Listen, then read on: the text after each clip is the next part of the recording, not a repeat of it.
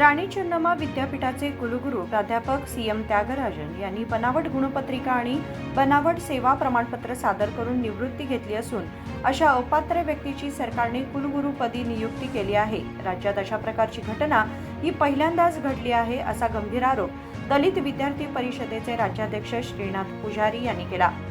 सोमवारी बेळगाव येथे आयोजित पत्रकार परिषदेत ते बोलत होते। प्राध्यापक CM त्यागराज यांची 2011 मध्ये MBA विभागात प्राध्यापक म्हणून नियुक्ती झाली होती। त्यांनी या नियुक्तीसाठी बनावट MBA प्रमाणपत्र सादर केल्याचं सांगत त्यांच्या विरोधात कायदेशीर कारवाई व्हावी अशी मागणी त्यांनी केली। एका गोष्टी ಕರೆದಿರತಕ್ಕಂತ ಉದ್ದೇಶ ನಾಡಿನ ಪ್ರತಿಷ್ಠಿತ ಒಂದು ದೊಡ್ಡ ವಿಶ್ವವಿದ್ಯಾಲಯ ಆಗಿರತಕ್ಕಂತ ರಾಣಿ ಚೆನ್ನಮ್ಮ ವಿಶ್ವವಿದ್ಯಾಲಯದ VC ಆಗಿರತಕ್ಕಂತ ಮಾನ್ಯ CM Thyagaraj doctor CM Thyagaraj ಅವರು ಅವರ ಎಲ್ಲ ದಾಖಲಾತಿಗಳು ಅಂದ್ರೆ ನೇಮಕಾತಿಯ ಅಕ್ರಮದಲ್ಲಿ ಮಾಡಿರ್ತಕ್ಕಂತ ಅವರ ನೇಮಕಾತಿಯಲ್ಲಿ ಹಲವಾರು ಅಕ್ರಮಗಳನ್ನ ಸುಳ್ಳು ದಾಖಲೆಗಳನ್ನ ಕೊಟ್ಟು ಮತ್ತು ಅವರೇನಪ್ಪಾ ಅಂತಂದ್ರೆ ಮರೆಮಾಚಿ VC ಆಗಿರ್ತಕ್ಕಂಥದ್ದನ್ನ ಈಗಾಗಲೇ ನಾವು ತಮ್ಮ ಮುಂದೆ ಹೇಳ್ತಾ ಇದ್ದೀವಿ ಮತ್ತು ಅದಕ್ಕೆ ಸಂಬಂಧಪಟ್ಟಿರ್ತಕ್ಕಂಥ ದಾಖಲೆಗಳು ಮತ್ತು ದಾಸ್ತಾನುವೇಜುಗಳನ್ನ ನಾವು ನಿಮಗೆ ಕೊಡ್ತಾ ಇದ್ದೀವಿ। ಮೊದಲನೇದಾಗಿ CM ತ್ಯಾಗರಾಜ್ ಅವರು ಇವರು ಈ ವಿಶ್ವವಿದ್ಯಾಲಯಕ್ಕೆ 2011ರಲ್ಲಿ ಇವರು ಪ್ರಾಧ್ಯಾಪಕರಾಗಿ MBA ಡಿಪಾರ್ಟ್ಮೆಂಟ್ ಪ್ರಾಧ್ಯಾಪಕರಾಗಿ ನೇಮಕ ಆಗಿ ಬರ್ತಾರೆ। ಆದ್ರೆ MBA ಡಿಪಾರ್ಟ್ಮೆಂಟ್ ಅಲ್ಲಿ MBAಗೆ ಪ್ರಾಧ್ಯಾಪಕರಾಗಬೇಕಪ್ಪ ಅಂತಂದ್ರೆ MBA ಪದವಿ ಕಡ್ಡಾಯವಾಗಿ ಅವ್ರು ಪಾಸ್ ಆಗಿರಲೇಬೇಕು।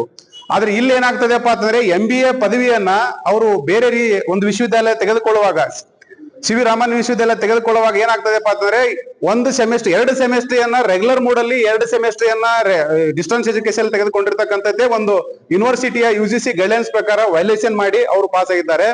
ಮತ್ತು ಅವರು ಏನಪ್ಪಾ ಅಂತಂದ್ರೆ ಆ ಪಾಸ್ ಆದ 4 ವರ್ಷದ ನಂತರ ಆ ಕಾಲೇಜಿಗೆ ಪರ್ಮಿಷನ್ ಸಿಕ್ಕಿದೆ। ಅಂದ್ರೆ ಇದು ಎಂತಹ ಒಂದು ನಕಲಿ ದಾಖಲೆಯನ್ನು ಸೃಷ್ಟಿ ಮಾಡಿದ್ದಾರೆ ಅಂತಕ್ಕಂಥದ್ದು ಇಲ್ಲಿ ಸ್ಪಷ್ಟವಾಗಿ ಗೊತ್ತಾಗ್ತದೆ। ಎರಡನೇದು ಏನಪ್ಪಾ ಅಂತಂದ್ರೆ 2011ರಲ್ಲಿ ಇವರು ಪ್ರೊಫೆಸರ್ ಆಗಿ ನೇಮಕ ಆದ ತಕ್ಷಣ 2013ರಲ್ಲಿ ಕರ್ನಾಟಕ ಸರ್ಕಾರದ ಕೌಶಲ್ಯ ಅಭಿವೃದ್ಧಿ ನಿಗಮದ ಎಕ್ಸಿಕ್ಯೂಟಿವ್ ಡೈರೆಕ್ಟರ್ ಕಾರ್ಯನಿರ್ವಾಹಕ ನಿರ್ದೇಶಕರಾಗಿ ಹೋಗ್ತಾರೆ। ಅಲ್ಲಿ ಸುಮಾರು 35 ಕೋಟಿಯಷ್ಟು ಏನಪ್ಪಾ ಅಂತಂದ್ರೆ ಹಗರಣಗಳನ್ನ ಮಾಡಿ ಆ ಹಗರಣದಲ್ಲಿ ಏನಪ್ಪಾ ಅಂತಂದ್ರೆ ಇವರು ಸಿಕ್ಕಾಕೋತಾರೆ। ಇವ್ರ ಮೇಲೆ FIR ಆಗ್ತದೆ। FIR ತನಿಖಾ ಹಂತದಲ್ಲಿ ಕೂಡ ಇದೆ। FIR ಕಾಪಿನೂ ಕೂಡ ತಮಗೆ ಕೊಡ್ತಾ ಇದ್ದೀವಿ। ಆಮೇಲೆ ಎರಡನೇದು ಏನಪ್ಪಾ ಅಂತಂದ್ರೆ ಇವರು ಯಾವ ಆಚಾರ್ಯ ತುಳಸಿದಾಸ್ ಕಾಲೇಜಿನಲ್ಲಿ 1989ರಿಂದ 2007ರಲ್ಲಿ 7ರವರೆಗೂ ಕೂಡ ಅಲ್ಲಿ ಅವರು ಸೇವಾವಧಿಯಲ್ಲಿ ಕೆಲಸವನ್ನು ಮಾಡಿದ್ದಾರೆ। 1989ರಿಂದ 2007ರವರೆಗೆ ಕೆಲಸ ಮಾಡಿ 2007ರಲ್ಲಿ ಸ್ವಯಂ ನಿವೃತ್ತಿಯನ್ನು ತೆಗೆದುಕೊಂಡಿದ್ದಾರೆ। ಒಂದು ಪೆನ್ಷನ್ ಕೂಡ ತಗೋತಾ ಇದ್ದಾರೆ। UGC ಗೈಡ್ಲೈನ್ಸ್ ಪ್ರಕಾರ ಕರ್ನಾಟಕ ಸರ್ಕಾರದ ಒಂದು ನೌಕರರ ಅಧಿನಿಯಮದ ಪ್ರಕಾರ ಏನಾಗ್ತದೆಪ್ಪ ಅಂತಂದ್ರೆ ಯಾವುದೇ ಒಬ್ಬ ಅಧಿಕಾರಿ ಸ್ವಯಂ ನಿವೃತ್ತಿ ತೆಗೆದುಕೊಂಡ ತಕ್ಷಣ ಯಾವುದೇ ಇನ್ನೊಂದು ಸರ್ಕಾರಿ ನೌಕರಿಗೆ ಹೋಗುವಂಗಿಲ್ಲ।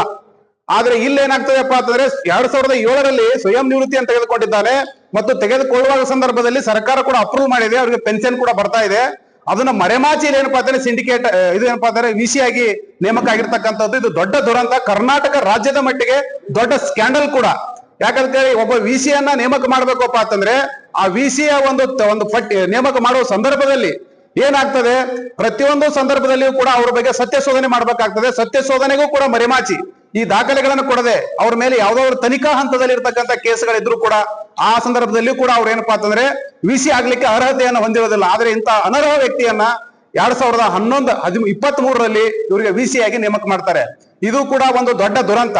ಒಬ್ಬ VC ಆಗೋಕ್ಕಿಂತ ಮುಂಚೆ VRS ತೆಗೆದುಕೊಂಡು 2007ರಲ್ಲಿ 2011ರಲ್ಲಿ ಪ್ರೊಫೆಸರ್ ಆಗಿ ನೇಮಕ ಆಗಿ ಬಂದು ಮತ್ತೆ 2013ರಲ್ಲಿ ಇಡೀ ಎಕ್ಸಿಕ್ಯೂಟಿವ್ ಡೈರೆಕ್ಟರ್ ಆಗಿ ಕಾರ್ಯನಿರ್ವಾಹಕ ನಿರ್ದೇಶಕರಾಗಿ ಹೋಗಿ 135 ಕೋಟಿ ಹಗರಣ ಮಾಡಿ ಅಲ್ಲಿ FIR ಆಗಿ ಬಂದಿರತಕ್ಕಂತ ವ್ಯಕ್ತಿ ಏನಪ್ಪಾ ಅಂತಂದ್ರೆ ಇಂದು VC ಆಗಿದ್ದಾರೆ।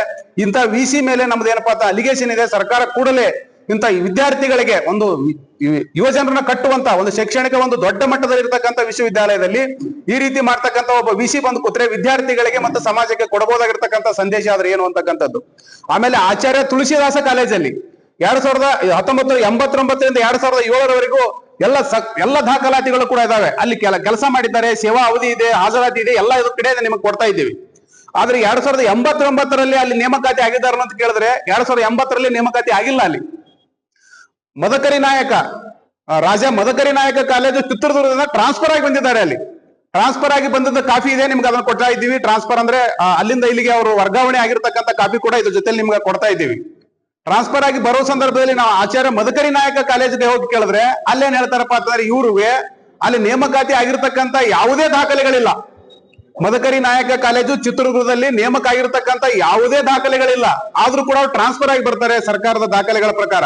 ಅಂದ್ರೆ ಇದು ಎಂತಹ ದುರಂತ, ಇಡೀ ರಾಜ್ಯ ಸರ್ಕಾರ ಆಗಿರಬಹುದು, ಒಂದು ಇಲಾಖೆ ಆಗಿರಬಹುದು, ಇಂಥ ಒಬ್ಬ VC या पत्रकार परिषदेला बालाजी कांबळे, शिवम कांबळे, आदर्श यांच्यासह इतर पदाधिकारी उपस्थित होते. संकल्प शिंदे, KMM मराठी, बेळगाव.